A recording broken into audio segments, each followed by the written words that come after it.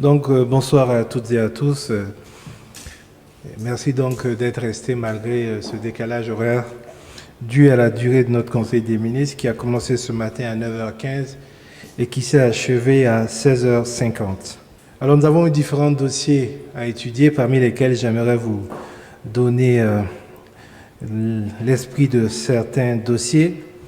Au titre donc du ministère de l'Administration territoriale, de la décentralisation et de la cohésion sociale, nous avons adopté un décret portant modification du décret du 17 août 2015 portant création, composition, attribution et fonctionnement de l'Observatoire national des faits religieux, ONAFAR.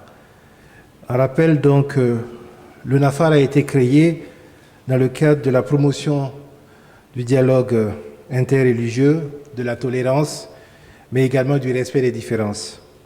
La modification que nous avons adoptée ce matin permet de prendre en compte un certain nombre d'aspects, parmi lesquels j'aimerais m'arrêter sur deux.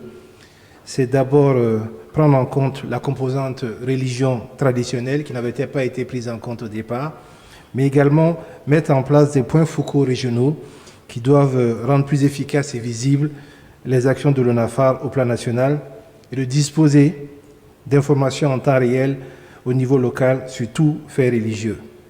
Au titre donc du ministère de l'Économie, des Finances et du Développement, nous avons adopté une ordonnance portant autorisation de ratification de l'accord de prêt numéro 14555P entre notre pays et le Fonds de l'OPEP pour le développement international. L'apport de ce financement par le Fonds de l'OPEP est de 23 millions de dollars et va permettre donc de matérialiser la construction et l'équipement d'une unité de formation et de recherche en sciences et techniques, UFR, et une cité universitaire au centre universitaire de Dori et une cité universitaire à l'université de Fadam Gourma. En ce qui concerne l'UFR, il s'agit donc d'un bloc administratif R+2, d'un bloc pédagogique R+2, d'un amphithéâtre de 350 places, d'une bibliothèque, d'aménagement extérieur et éclairage public, ainsi que de la clôture. Pour ce qui est des cités, dans chacune des villes, Fada et Dori, il s'agira donc de deux bâtiments R+3 devant permettre de contenir 1000 lits, un restaurant de 800 places, un foyer, une infirmerie, entre autres. Au titre du ministère des Mines et des Carrières, nous avons adopté un décret portant dispositif de prévention et de réparation des violations des droits humains des communautés affectées enregistrées dans le cadre des activités minières. Ce décret doit permettre d'assurer une cohabitation pacifique entre les populations et les investisseurs miniers, de prévenir les conflits qui pourraient résulter de l'exploitation minière, de recueillir et d'examiner les réclamations relatives aux violations des droits des communautés affectées et de proposer des modalités de réparation et de suivre l'exécution en cas de conciliation. Également de suppléer à la lenteur des juridictions ordinaires, ainsi d'apporter des réponses appropriées aux attentes des populations, face notamment aux atteintes à leurs droits que pourrait créer l'exploitation minière. Au titre du ministère du Commerce, de l'Industrie et de l'Artisanat, nous avons adopté un rapport portant transformation de l'AVM, l'autorité de mise en valeur de la vallée du Sourou, en société d'économie mixte. L'adoption de ce rapport fait de l'autorité de la mise en valeur de la vallée du Sourou une société minière avec une participation majoritaire de l'État, 51%, une part des actions réservées au groupement de producteurs et d'agriculteurs de la vallée du Sourou, une part réservée au secteur privé et une part réservée à l'actionnariat populaire.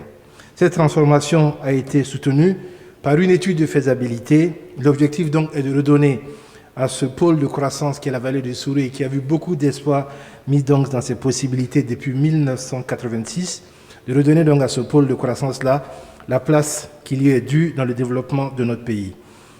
Un rappel donc, cette transformation a été souhaitée et c'est une recommandation donc de la première session des pôles de croissance qui s'est tenue le 5 mai 2017.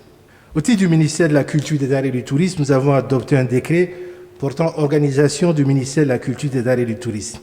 Ce décret est très important parce qu'il met en place un secrétariat permanent pour prendre en charge l'Institut des peuples noirs. Cette initiative, vous vous souviendrez, a connu des difficultés depuis sa mise en œuvre qui date du symposium du 24 au 26 avril 1986 à Ouagadougou. L'appel de son excellent président du FASO, lors donc de la commémoration du centenaire, à accélérer donc les réformes afin que l'IPN soit effectivement prise en compte et mieux active au service donc des peuples noirs. Le secrétariat permanent est donc un outil important pour la relance de l'IPM, afin que cet institut voulu par les peuples noirs soit un véritable outil de promotion et de valorisation de l'identité des peuples noirs dans un monde où cette question est posée avec acuité et nécessite donc une réponse appropriée des populations noires. Au titre des communications orales, j'aimerais m'arrêter sur une.